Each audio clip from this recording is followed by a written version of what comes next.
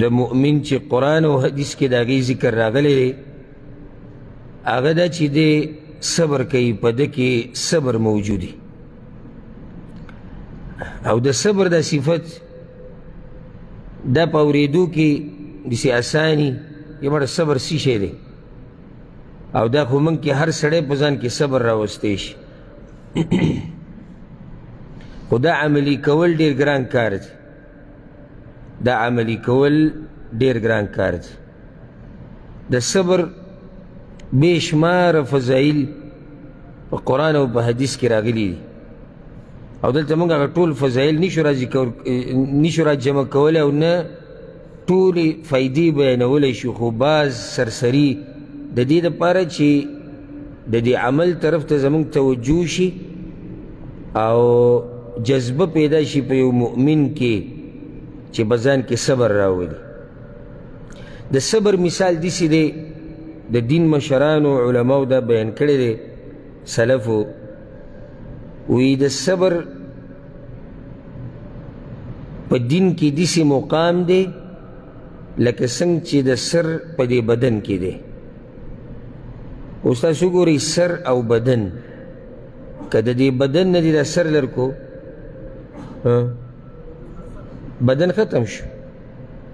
نو دغه شان چې د ایمان نه دی صبر لري کو نو پاتې څه شو او د هغې وضاحت وراشي یعنې سړي زړه کې به دا راځي چې ایمان کې صبر دومره ضروري څنګه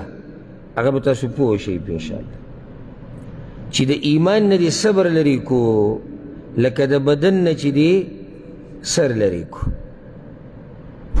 نو دا ډېر عظیم عبادت دی او د ایمان یو اوچت مقام دی ځکه چې د دې صبر په وجه باندې به ته د ګناهونو نه ځان بچ کې د دې صبر په وجه به ته د شبهاتو نه بچې د دې صبر په وجه ته د صبر د لاسه به د الله بندګي کې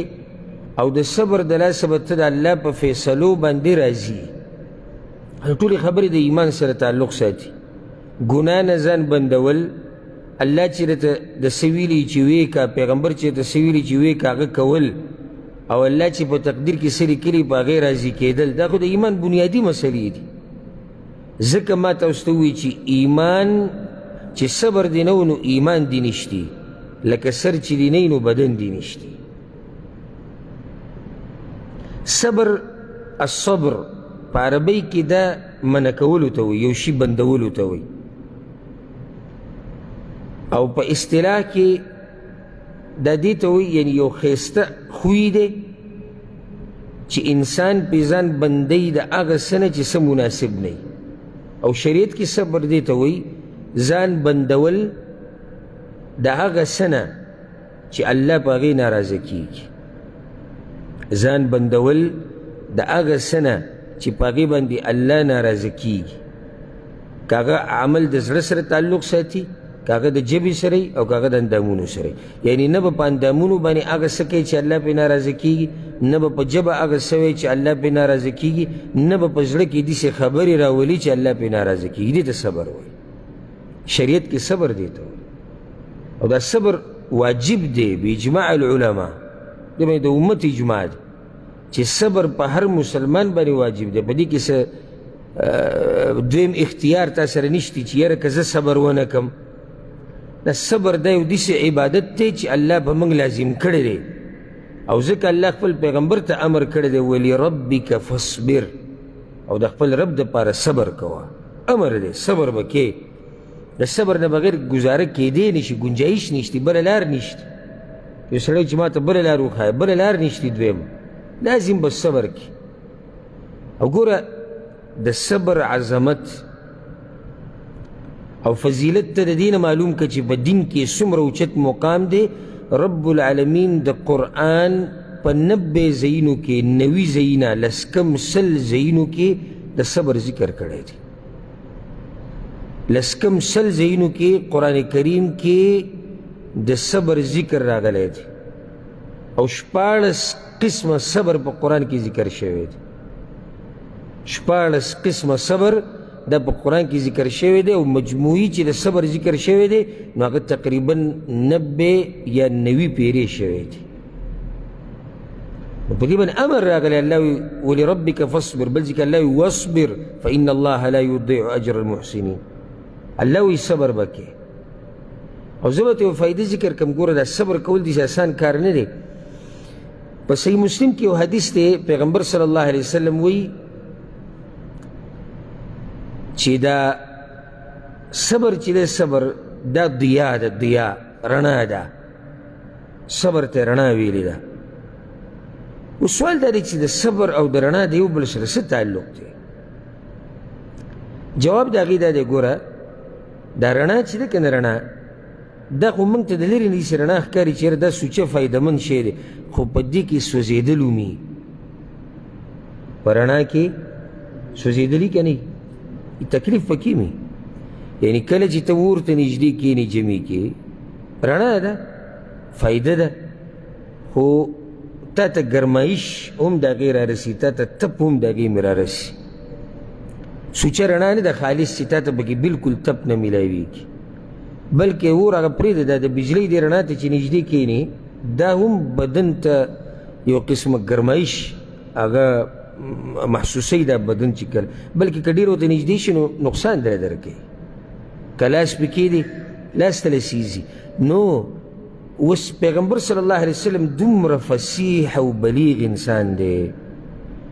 د ده دا خبرې ګورې داسې نه دي د پیغمبر دا چې څه په دې خوله راغلي دی هغه یې ویلي دي، نه دا خو یو وحي ده. دویم هرې خبرې ته هغه سوچ کړی دی چې کم ټکی او کم لفظ مناسب دی. نو صبر ته رڼا ووایي. ولې دې صبر کې دننه هم یو قسمه سوځېدل شتي. یعنې صبر آسان کار خو نه دی، که نه آسان کار دی بلکل، چې تکلیف خو پکې شتي که نه، که نه بلکل پکې تکلیف نه شتي. او را به شي چې صبر کې څه تکلیف دی.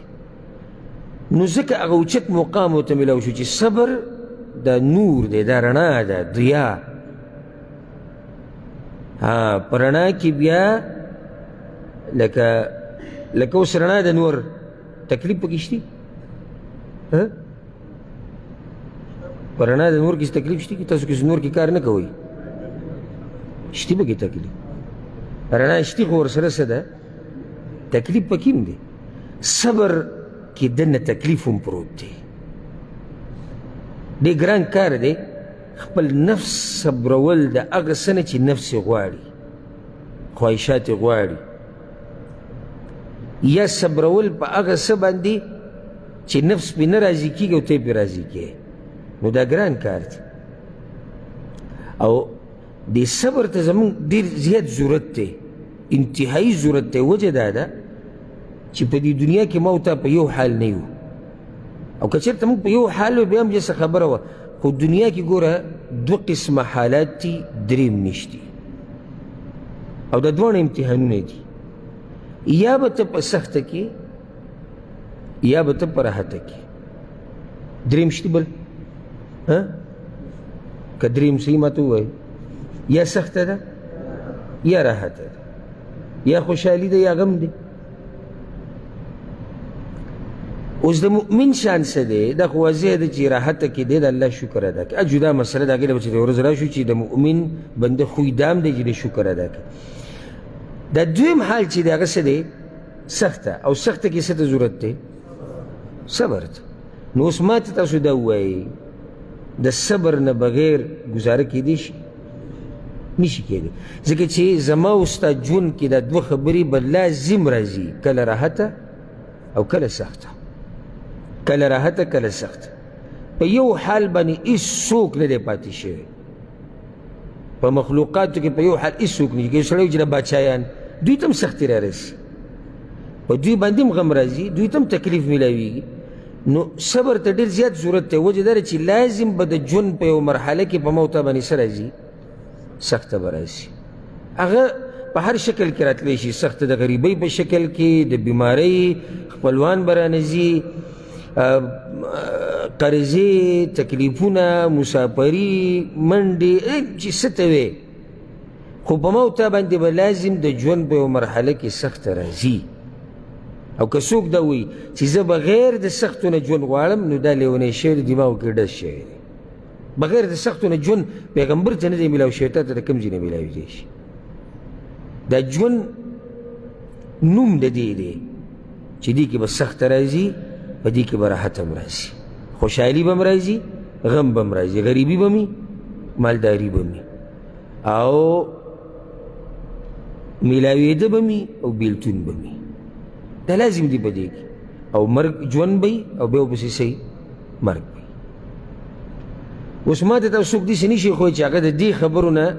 ځان وساتي چې نه زه داسې ژوند ځان له جوړول غواړم چې هغې کې به دا خبرې نه راځي ټولې به هغه څه چې زما ذهن کې دي دا کېدی نه شي نو د دې ژوند سره چې کله ته اوس دا قصې خو به لازم راځي موتا خو به پوه شو نو چې لازم راځي د هغې دپاره یو اهمه خبره هغه صبر دی ځکه چې کله موتا کې صبر نه وکړه نه نو موتا بیا په دې حالاتو کې ژوند نشو تېرولی همیشه به ګوره موتا خوشحاله نه یو او همیشه به موتا په راحته کې نه یو او همیشه به زمونږ خواهشات د شریعت مطابق نه وي همیشه به ماحول زمونږ د دیندارۍ نه وي نو په دې هر څه کې صبر ته ضرورت راځي زه ته تفصیل به ذکر کوم انشاءالله چې صبر ته څنګه په هر ټیم کې ضرورت راځي خاص یو حدیث مې ذهن ته راغی په صحیح مسلم کې دی او ډېر خوږ حدیث دی پیغمبر صلی الله علیه وسلم وی عجبا لامر المؤمن د مؤمن په دې خبره وي سړی تعجب وکړي څه ناشنا قصه ده د دې مؤمن ان امره كله خیر د ده په هره خبره کې خیر پروت دی د مؤمن په هر کار په هره خبره کې څه دی خیر دی وليس ذاك لاحد الا للمؤمن او پیغمبر وی دا یاده کوي چې دا خبره ګوره صرف د مؤمن دپاره وي بل چا دپاره نه هغه څنګه د دپاره په هر څه کې خیر دی ان اصابته سراء شکر ان اصابته سراء شکر کچرته په ده باندې خوشحالي راشي نعمت راشي راحت پرې راشي په دې شکر ادا کوي فکان خیرا له نو دا د ده دپاره خیر شو وان اصابته ضراء او که په ده باندې سخته راشي تکلیف پرې راشي صبر نو بیا صبر کوي فکان خیرا له دا د ده دپاره خیر دی نو شر کوم ځای کې دی شر شتي ټول خیر دی په سخته کې صبر کوه خیر دی او په راحته کې شکر د الله ادا کو دی کې خیر دی هر طرف ته زما او ستا دپاره خیر دی داسې کریم او مهربان رب دی زمونږ د موته باندې چې را سختې راولي که نه او دې باره کې ورته انشاءالله حدیثونه نن بیان کړو د موته باندې چې رب العالمین د امتحانونه راولي او د سختې راولي که دا را باندې هم ګورې بې حسابه نه راولي د دې رالم بدله را کوي به د دې به راله بدله را کوي الله رب العزت په دې خپلو بندګانو باندې څومره مین دی بې حده حدیث کې راځي چې د مور مینه چې د بچي سره وي د دې نه زیاته مینه د الله د دې خپل بنده سره او دغه حدیث سندن کمزوری ده چې اویا میندو امره مینه کوي د الله د مینه د بنده سره دا د اویا میندو سره قید کول نه دي پکار بلکې د دغې نه هم زیاته الله رب العزت د خپلو بندګانو سره محبت کوي نو اوس چې کوم رب د خپلو بندګانو سره دومره محبت کوي دی به دا رب به په دې بندګانو باندې دا سختۍ هسې راولي هسې یعنې ستړي کوي هسې خفه کوي نه شاته ډېر حکمتونه دي ډېرې فایدې دي ډېرې غټې خبرې دي خو څوک پرې پوه شي او څوک پرې پوهه نه شي